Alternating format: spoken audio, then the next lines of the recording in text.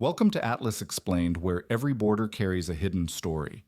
The morning of October 1949 rose over Beijing with a strange kind of silence, the quiet that follows storms rather than ends them. In Tiananmen Square, red banners snapped sharply in the cold air, while crowds pressed forward to watch Mao Zedong proclaim a new China. The cheers sounded like closure after decades of war, but beneath the celebration lived an unspoken truth. The Civil War had not truly ended. It had simply moved beyond the horizon. Across the Taiwan Strait, the Kuomintang was retreating in a tide of exhaustion and desperation. Ships packed with soldiers, families' archives, and entire ministries fled from Shanghai, Fuzhou, and Xiamen, carrying what remained of a collapsing state. Taiwan, an island shaped by storms and empires, suddenly became the final refuge of a government that refused to surrender its claim to China. To Chiang Kai-shek, this was not exile. It was continuity. To Mao, Taiwan was the unfinished chapter of a revolution meant to be absolute. The map he envisioned for his new republic stopped too early, ending at the sea instead of extending across it. He spoke of victory as if it were complete, yet every briefing reminded him of the same missing piece. Taiwan was not a distant island. It was the last fragment of the old China, the piece that made the story incomplete. But the revolution had created a paradox that Mao could not ignore. The new state needed stability more urgently than conquest. Rail lines were broken. Grain yields were volatile. Provinces demanded integration after years of shifting authority. The PLA, hardened by decades of land warfare, was exhausted, yet unmatched on the ground. What it did not possess was the ability to cross water. The Navy had fled with the Kuomintang, and the Air Force existed more in intention than in capability. Still, the coastline reminded Mao daily of what remained unfinished. Just offshore islands like Quemoy and Matsu sat uncomfortably close, held by nationalist troops who could watch the mainland from their fortifications. Quemoy in particular felt like an insult carved into stone. Fishermen along Fujian claimed they could sometimes smell cooking fires drifting across the strait. The island was small, but its symbolism was enormous. As PLA commanders traced landing routes on maps, momentum whispered its dangerous illusion. They had taken cities once thought untouchable. They had crossed rivers under fire. They had marched through winters that should have killed them. Why would the strait be different? Why would water succeed where warlords, Japanese divisions, and the Kuomintang had failed? When the first plans for an assault on Quemoy were approved, a sense of inevitability hung over the headquarters in Beijing. Soldiers drilled on beaches. Officers studied hand-drawn maps of landing zones. Political commissars told their units they were preparing for the final step of the revolution. Yet none of them fully understood the barrier they were about to face. For when the PLA pushed off into the dark waters toward Quemoy, they carried with them the strengths of a land army and the weaknesses of one too. What waited across the narrow strait was not simply an island. It was the first frontier where the revolution's momentum would collide with the limits of geography. The war had reached the sea, and the sea would answer. When the dust of 1949 settled, the new People's Republic surveyed its military strength with pride and unease. The PLA had crossed mountains, plains, and frozen valleys to seize the mainland, proving itself as an army shaped by endurance rather than machinery. Its officers understood terrain instinctively, reading rivers and ridgelines the way sailors read tides. But when they turned toward the Taiwan Strait, that intuition faltered. The sea offered no cover, no concealment, no familiar logic. The inventory of captured assets revealed a harsh imbalance. The Kuomintang had escaped with nearly every modern vessel capable of crossing open water. What the PLA inherited were rivercraft wooden junks and aging patrol boats that had never been tested beyond coastal shallows. The Air Force existed mostly on paper, with limited aircraft, limited training, and airfields still scarred from years of war. Meanwhile, Taiwan possessed American-built planes, functioning airstrips, and naval vessels crewed by professionals who knew the sea. Yet optimism persisted inside Beijing's meeting rooms. The communists had won impossible battles before defeating better-equipped enemies through maneuver willpower and attrition. Some commanders believed the same approach could overcome the strait. They imagined night crossings, mass landings, overwhelming numbers. They argued that Taiwan's morale was fragile and its logistics strained. The victory on the mainland still glowed brightly, making every obstacle look temporary. Along the Fujian coast, soldiers rehearsed what an amphibious assault might look like, though none of them had seen one. They practiced wading through surf, climbing awkwardly into wooden boats, and timing movements to the rhythm of waves they barely understood. Artillery units plotted fire missions across a body of water whose currents distorted calculations. What looked like preparation was, in truth, a theater of confidence masking the knowledge that the PLA lacked the tools required for the task. Across the water, Taiwan was transforming. American advisors reorganized command structures, modernized airfields, and stocked fuel reserves. Radar networks grew along the western coastline. Coastal batteries were dug into hardened shelters. The island that had fled in panic only months earlier was becoming an armed bastion under American protection. Every passing week made an invasion harder. Inside Zhongnanhai, Mao felt the pull of two competing imperatives. The revolution demanded unity, and Taiwan symbolized a victory not yet secured. But governing a continent required restraint. The economy needed stabilization. Transportation networks needed rebuilding. Millions of displaced citizens needed resettlement. Mao understood that a reckless attempt to cross the strait might destroy the legitimacy he had just won. Still, he pressed his commanders to plan, because revolutions survive by momentum. Taiwan was described in reports as an inevitability delayed only by circumstance. Yet privately, senior officers acknowledged what the exercises already showed. The sea was not a river to be forded. It required ships, radios, trained crews, and air cover. It required a navy China did not yet possess. As winter approached, coastal drills grew smaller, quieter, more honest. Boats capsized in mild currents. Radios failed during short-distance tests. Units lost cohesion after minutes on open water. Every experiment returned the same verdict. The PLA could fight on land with brilliance. But the strait revealed a different truth, one that war on the mainland had concealed. The revolution had reached its first natural limit, not in will, not in numbers, but in the ocean that lay between what Mao had conquered and what he believed history still owed him. When October 1949 came to an end, the shores of Fujian felt charged with anticipation. Soldiers stood in the twilight, staring across the narrow band of water toward Quemoy, its ridgelines barely visible through evening haze. To many in the PLA, the island looked close enough to touch close enough to seize in a single determined push. They believed it would fall quickly the way city after city had fallen on the mainland. Momentum had become its own kind of faith. Preparations unfolded with intensity, but little experience. The PLA knew how to launch night marches, mountain ambushes, and river crossings. Yet an amphibious landing was a different kind of war.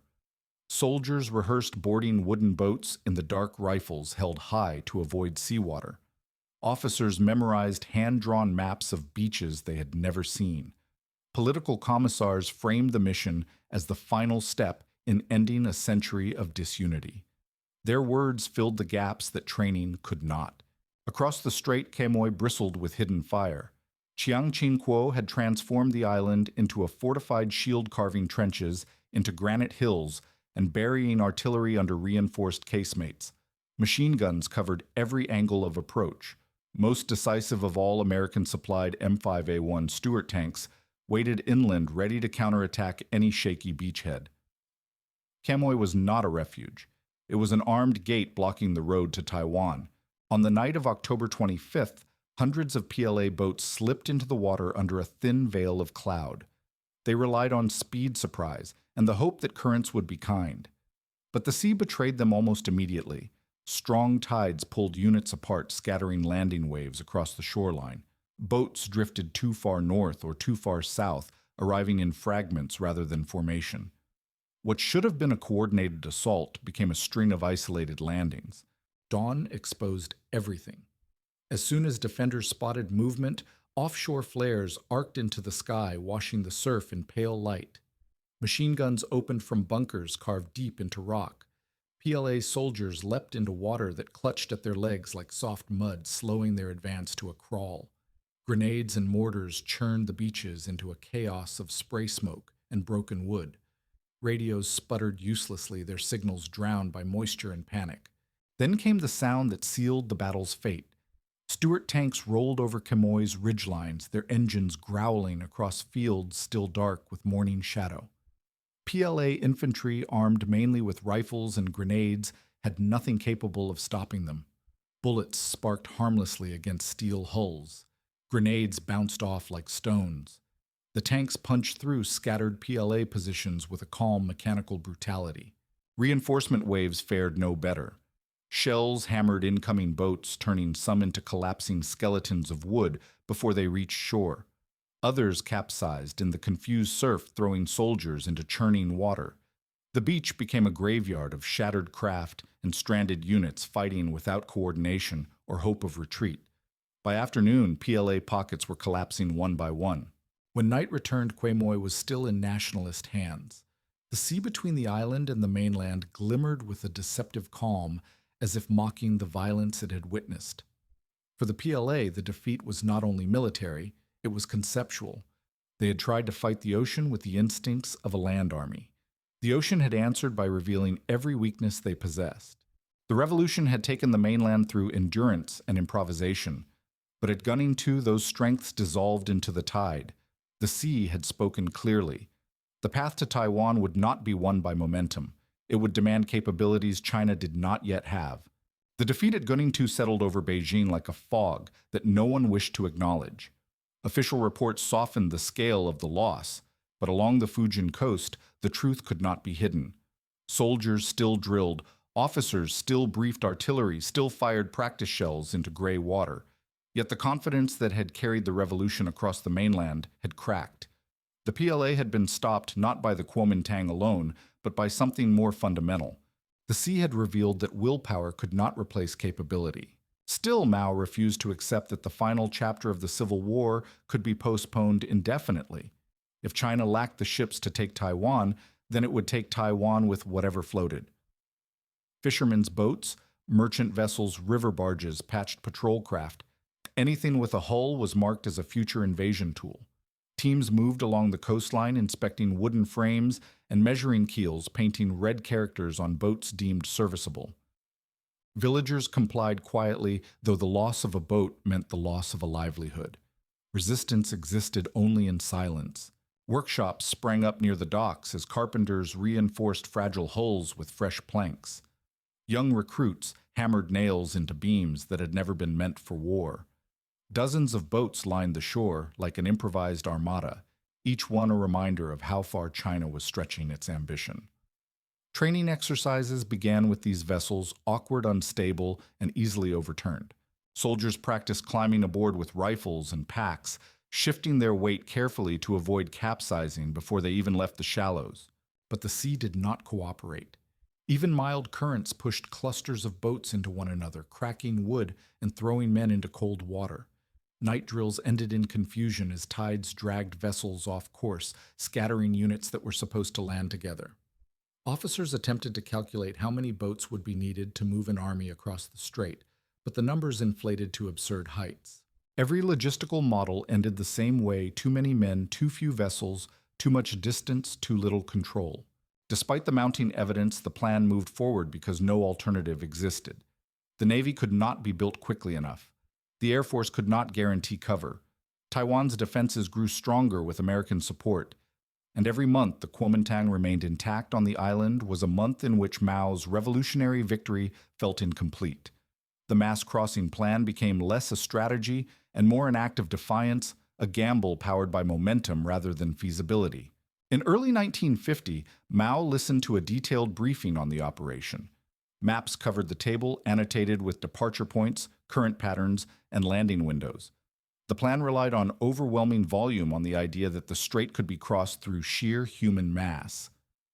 When the presentation ended, Mao said quietly that the people were China's greatest weapon.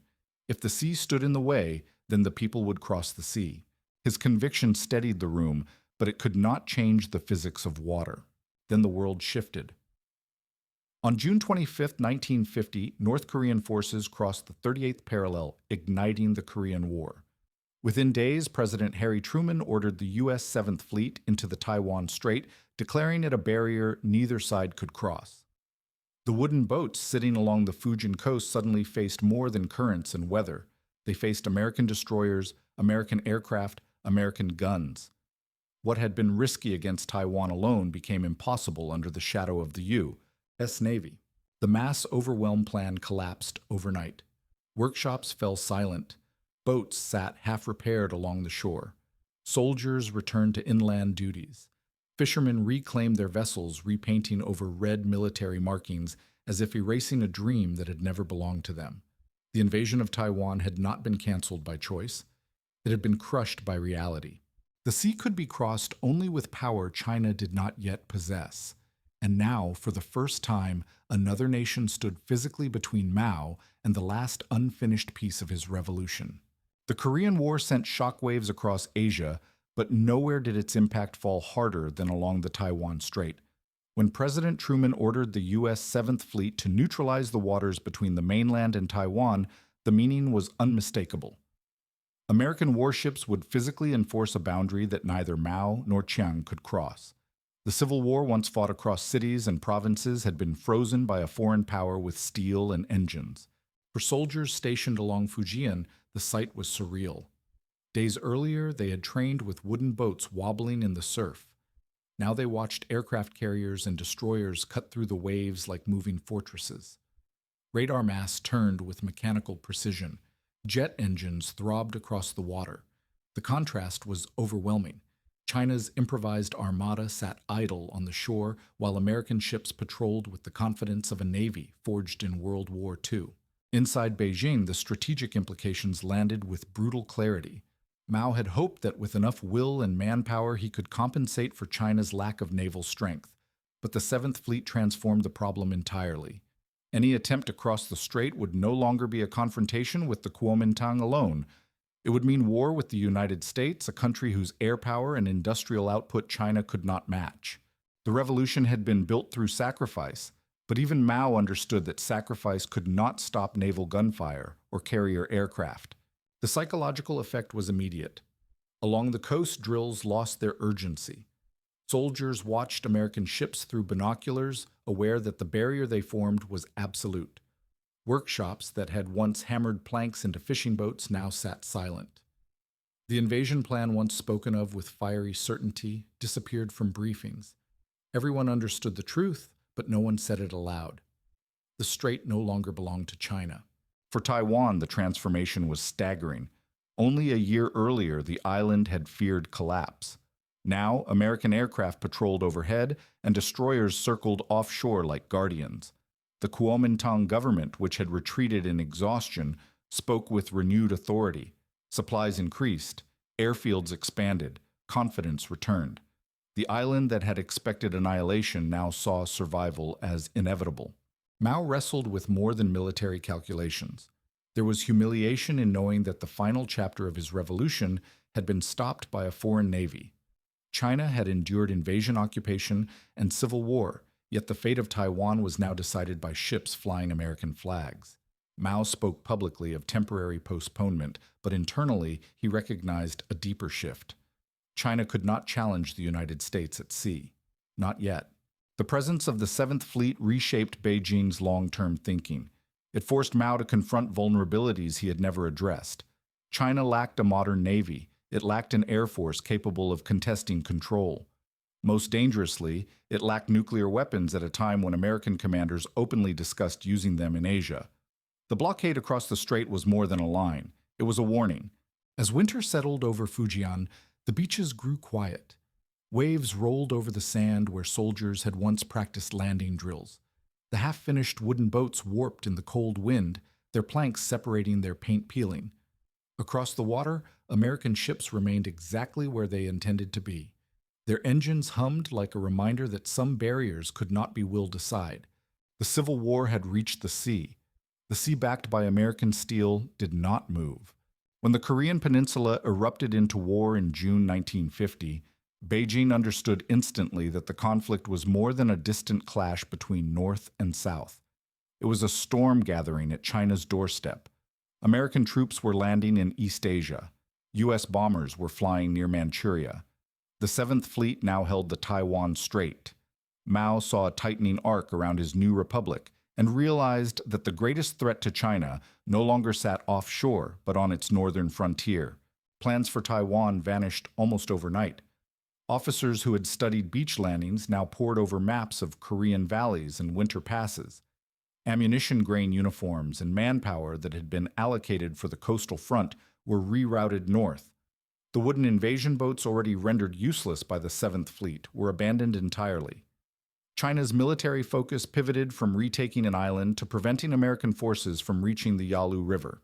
The decision to enter the Korean War was shaped by urgency rather than ideology.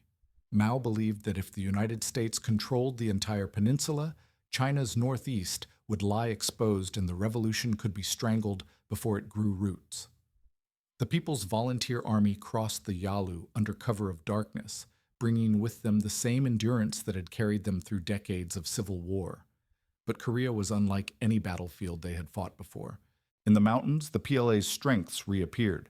Night marches, close quarters attacks, and battlefield improvisation allowed Chinese forces to push back UN troops with startling effectiveness. Yet the technological gap revealed itself just as quickly. American jets dominated the skies. Naval guns struck targets far inland. Bombers turned valleys into sheets of flame. Every battle served as a reminder that crossing the Taiwan Strait under American surveillance would have been catastrophic. Meanwhile, the strait itself fell into a colder silence. With China committed in Korea, Taiwan gained time. American support intensified. Airfields expanded. Artillery positions multiplied. Taiwan's military reorganized into a modern defensive force. The island that had once feared imminent invasion now fortified itself behind a permanent American shield. The window of opportunity that had existed in 1949 was gone. Inside Beijing, the war forced a painful reckoning. The PLA could match the United States on rugged terrain through endurance and sacrifice, but only at staggering cost. China lacked the ship's aircraft and industrial base needed to challenge modern military power at sea. Korea did not merely drain China's resources. It exposed every weakness that an invasion of Taiwan would have magnified tenfold. Reports from the front grew harsher with each season. Frostbite killed soldiers before bullets did. Supply lines stretched to breaking points. Entire divisions ran short of ammunition in sub-zero temperatures. Yet the fighting achieved its strategic purpose. The United States became trapped in a grinding stalemate, unable to free forces for any operation near Taiwan. The Seventh Fleet remained in place, and the boundary across the strait hardened into permanence. By the time the armistice arrived in 1953, both China and the United States were exhausted. Korea had consumed the energy that might otherwise have fueled an attempt on Taiwan. The PLA returned home worn by winter, carrying lessons written in blood. They looked out across the strait and saw a frontier no longer defined by opportunity, but by restraint. The Civil War had paused, not because China forgot Taiwan, but because the cost of pursuing it had grown too high. The strait was guarded by more than geography. It was defended by the consequences of Korea, by American presence, and by the limits of a revolution still learning the shape of the modern world. By 1954, 5 years had passed since the failed assault on Quemoy, and the Taiwan Strait had hardened into a tense, unmoving frontier. The Korean War had drained China, but also reshaped its understanding of modern conflict. Mao no longer spoke of imminent landings, yet the presence of nationalist-held islands so close to the mainland remained intolerable. Quemoy and Matsu were not just pieces of granite. They were reminders that the Civil War had stopped at the water instead of ending on the map. Mao decided to force the issue without crossing the sea. Instead of landing craft, he turned to artillery. Along the Fujian coastline, gun crews dug fresh pits, calibrated their weapons, and rehearsed coordinated barrages. Soldiers who had once trained with wooden boats now loaded shells into howitzers pointed squarely at the offshore islands. It was not an invasion plan. It was a demonstration of resolve. On September 3, 1954, the first shells screamed across the strait and crashed into Quemoy's ridgelines. Stone bunkers shook, dust blew across trenches. Buildings splintered under the repeated impact of explosions. But the defenders were ready. For 5 years they had reinforced tunnels, stockpiled ammunition, and hardened their positions beneath layers of granite. Their return fire arrived within minutes, punching back across the water in disciplined volleys. The exchange grew into a rolling thunder that echoed for hours. Each side matched the other shot for shot, as if the artillery itself were arguing over history. But the bombardment did not stay local for long. American reconnaissance flights appeared overhead. Naval vessels repositioned just outside the battle zone. Washington condemned the shelling and moved swiftly to formalize what had previously been informal support. By December, the United States and Taiwan had signed the Mutual Defense Treaty, binding their militaries together in the event of attack. Overnight, Taiwan's security gained a legal shield. American advisors expanded their presence. Supplies and equipment increased. The Kuomintang, which had once feared collapse, now stood behind a superpower's guarantee. Mao had hoped artillery might pressure Taiwan into isolation. Instead, it pushed the island deeper into America's orbit. Then came the moment that shifted the crisis from conventional to existential. In early 1955, President Dwight D. Eisenhower declared he was willing to use nuclear weapons to defend Taiwan and its surrounding islands. The statement was blunt, public, and unmistakably serious. China possessed no nuclear weapons, no strategic deterrent, and no protection against atomic strikes. The cost of escalation became unthinkable. Mao halted the bombardment suddenly in April. The silence that followed was jarring. Waves rolled against the beaches of Quemoy without the sound of incoming fire. Taiwanese soldiers emerged from bunkers to sweep debris and rebuild shattered fortifications.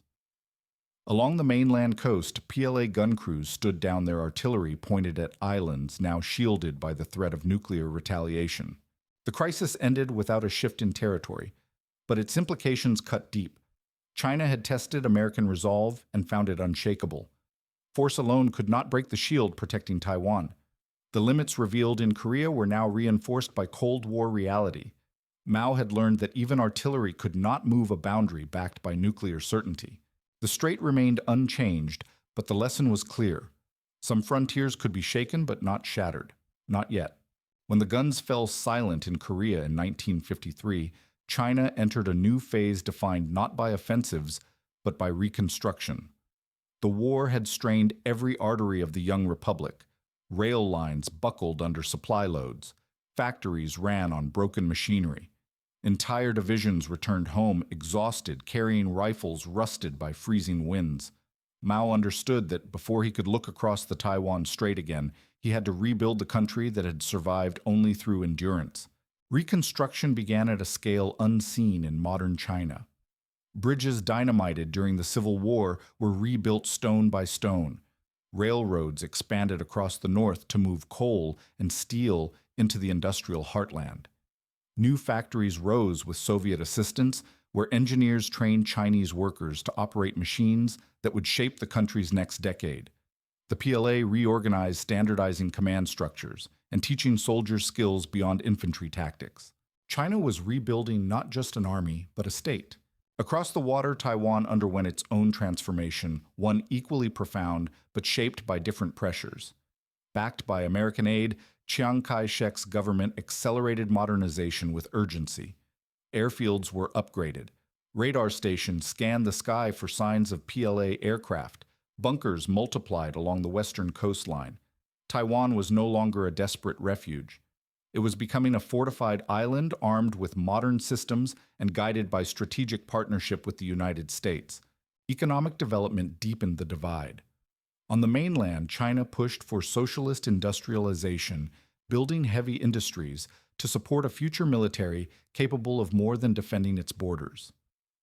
In Taiwan, land reforms redistributed farmland, raising productivity and stabilizing rural society. American investment fueled new road schools and factories. The island's economy surged, giving rise to a generation that saw Taiwan not as a temporary exile, but as a functioning society with its own aspirations. Inside Beijing, Mao monitored these changes with growing unease. Publicly, he insisted that reunification was inevitable. Privately, he recognized that Taiwan's defenses now surpassed anything China could challenge. The PLA lacked ships to cross the strait, aircraft to secure the skies, and logistics to sustain a beachhead. What had once been a narrow window of opportunity in 1949 had closed slowly, firmly, and perhaps permanently. But the first Taiwan Strait crisis left another scar: fear of nuclear coercion. Eisenhower's threat in 1955 had shaken the leadership. China had no atomic weapons, no strategic deterrent, and no shield against a power that had already used nuclear fire in war. Mao drew a grim conclusion. Without nuclear capability, China would forever face intimidation in the Strait. The drive for an atomic program took shape not as scientific ambition, but as strategic necessity. Meanwhile, in Taipei, confidence grew. The island reinforced its positions, expanded education, and developed industries that would soon power an economic boom. A new identity began forming among the younger generation, shaped not by memories of the mainland, but by life on an island that was rapidly modernizing. The longer Taiwan stood apart, the more distant reunification became in political reality, if not in rhetoric. By the late 1950s, both sides had rebuilt themselves, but in different directions. China strengthened its continental base, expanding industry and political control. Taiwan hardened its island defenses and pursued economic growth. The Civil War had not ended yet. The two societies were no longer mirror images. They were diverging into separate trajectories shaped by politics alliances and the unyielding geography between them. The Taiwan Strait remained the same strip of water, but the distance it represented had grown wider. Across its surface, both sides could still see the outline of the other. Yet with each year of reconstruction, the line between them carved itself deeper, not by battle, but by time. By 1958, the Taiwan Strait had settled into a tense equilibrium that felt less like peace and more like pressure building behind stone. Both sides had rebuilt. Both had hardened. Quemoy and Matsu, the offshore islands closest to the mainland, remained symbols neither Taipei nor Beijing could relinquish. To Mao, allowing them to stand was to accept a permanent division. To Chiang, losing them was to confess that Taiwan stood isolated and exposed. The stage was set for another confrontation. Mao chose escalation through overwhelming fire. On August 23rd, Chinese artillery along the Fujian coast opened fire in a barrage so dense that observers described the horizon as flickering. Thousands of shells arced across the water, slamming into Quemoy's defenses with relentless force. Roads shattered, stone bunkers shook, dust plumed over the island like drifting smoke. But this time the defenders were prepared in depth, sheltered inside tunnels carved through granite. Taiwanese artillery responded immediately. Guns hidden beneath reinforced casemates fired back across the strait with precision honed by years of preparation. Shells crisscrossed the water in violent exchange. The strait echoed with detonations that rolled like thunder from coast to coast. Yet the battle was no longer only about artillery. Both sides were ready for something larger. An air war ignited overhead. China launched waves of MiG-17s, sleek and fast banking low across the strait before rising toward Quemoy. Taiwan countered with American-built F-86 Sabres. Dogfights spiraled through the sky in tight circles, contrails twisting like white ropes against the blue. Pilots closed to lethal distances, firing bursts that lit the air with brief flashes. For a moment, the civil war between two Chinas played out in the clouds. Then came a turning point neither side expected. The United States covertly supplied Taiwan with AIM-9 Sidewinder missiles, a heat-seeking weapon still unknown to much of the world. Once deployed, the impact was immediate. Missiles launched from sabers curved toward the heat of MiG engines with deadly precision.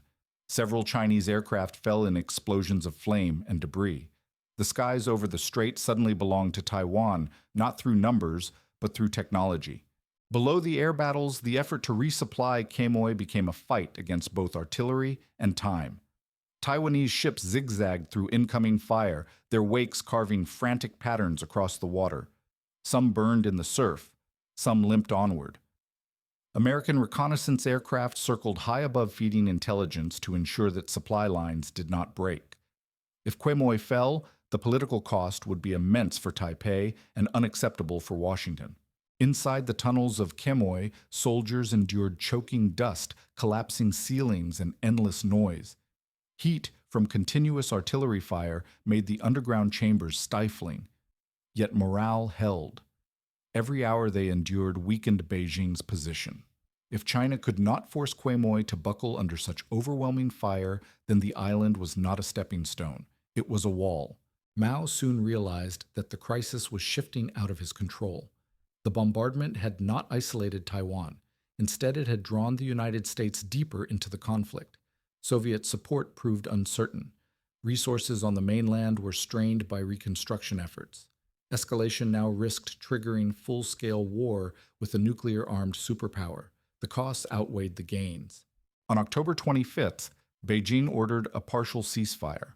Shelling would occur on odd-numbered days, only a pattern that cemented the crisis into ritualized violence rather than decisive confrontation. The meaning was clear. China wished to maintain pressure without triggering a catastrophic response. Taiwan reinforced its positions. American ships remained nearby. The world exhaled. When the guns settled, Quemoy still stood battered but unbroken. No borders changed, but the ground beneath the conflict had shifted.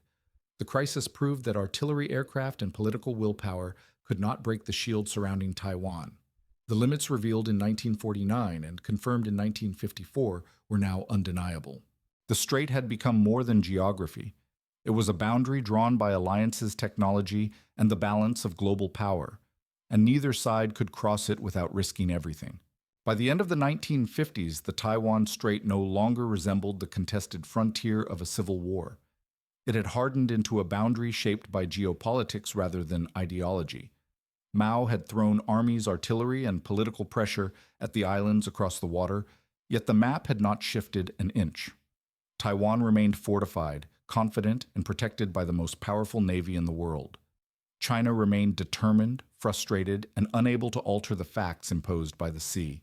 Inside Beijing, Mao confronted a truth that no revolutionary victory could erase. The tools he possessed were not the tools required to take Taiwan. The PLA excelled at land warfare, but lacked the ship's aircraft and logistics needed to cross the strait.